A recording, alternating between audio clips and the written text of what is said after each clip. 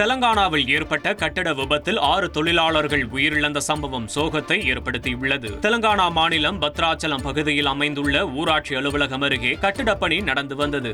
ஏற்கனவே கட்டப்பட்ட கட்டிடத்தின் மீது 4 மாடிகளை கொண்ட புதிய கட்டிடம் அமைக்கும் பணி நடைபெற்ற நிலையில் அக்கட்டிடம் திடீரென சரிந்து விழுந்தது. இந்த இடிபாடுகளில் சிக்கி 6 தொழிலாளர்கள் உயிரிழந்த சம்பவம் சோகத்தை ஏற்படுத்தியுள்ளது.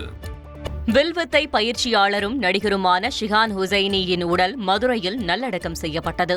இரத்த புற்றுநோயால் பாதிக்கப்பட்டு மருத்துவமனையில் சிகிச்சை பெற்று வந்த ஷிஹான் ஹுசைனி சிகிச்சை பலனின்றி காலமானார். சென்னை பெசன்ட் நகர் இல்லத்தில் அஞ்சலிக்காக வைக்கப்பட்ட அவரது உடல் பின்பு சொந்த ஊரான மதுரைக்கு கொண்டு செல்லப்பட்டது.